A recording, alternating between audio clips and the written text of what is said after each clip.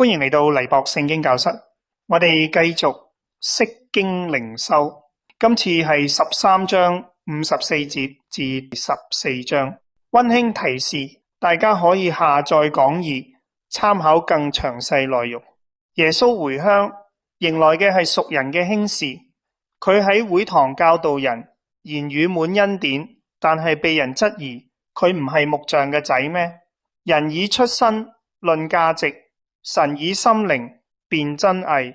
呢份來自家鄉嘅氣絕，預示咗耶穌身為受苦僕人嘅命途，但同時又提醒門徒唔好同世人一樣，只係見到佢嘅平凡，睇唔見佢嘅神聖嘅一面。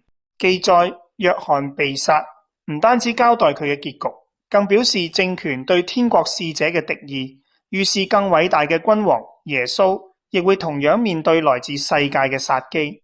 鄉親輕視係基於眼見嘅熟悉，君王殺戮係源於誓言同自尊。消息傳來，耶穌退到荒野，佢本來可以獨自憂傷，但仍然憐憫佢哋，醫好病人。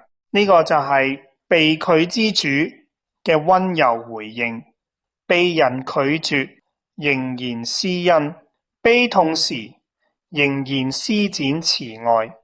5個餅2條魚成為佢行神蹟嘅媒介，人睇見嘅係缺乏，耶穌能夠將缺乏變成完美。5+2等於7。呢一幕唔單止供應食物，更係啟示昔日喺荒野賜嗎哪嘅耶和華，如今透過耶穌餵養佢嘅子民。耶穌就係神同在嘅記號。地上君王喺充滿美食嘅場合奪人性命，天國君王喺荒野賜人食物。跟住耶穌喺湖面行走，呢個又係耶和華嘅作為。佢獨自鋪展天空，喺海浪高處行走。彼得嘗試喺湖面行走，因為懼怕風浪而下沉。耶穌馬上伸手拉住佢，話：信心微小嘅人，點解懷疑？呢個係裝備門徒嘅核心。信心唔係脫離風浪，而係喺風浪裏面注視基督。佢哋上咗船，風浪就停止。眾人向耶穌下拜，話：你真係神嘅兒子。呢個係第一次門徒咁樣稱呼耶穌。唯有喺風暴裏面，人先至能夠真正認識神嘅兒子。佢哋上岸，眾人將一切病人都帶來，懇求耶穌俾佢哋摸一摸佢外袍嘅邊緣。所有摸嘅人都好返。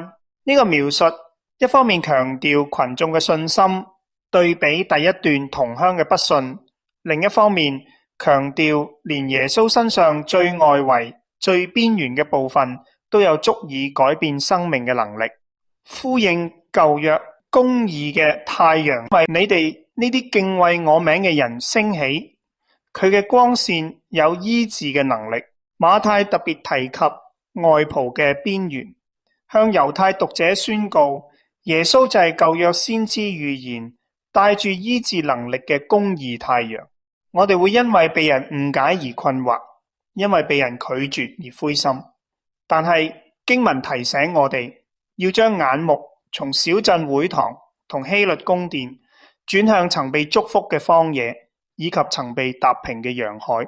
耶穌喺被拒時仍然施行神蹟，喺風浪裏面仍然伸出恩手。拒絕令榮耀更深，風浪令信心更真。人心雖然黑暗，神恩卻係光明。今日你身處乜嘢處境？喺呢個處境裏面，你可以點樣發現耶穌嘅能力同工作？多謝各位收聽，願神賜福大家，亦歡迎各位點讚、留言、轉發，幫助更多人認識神嘅話語。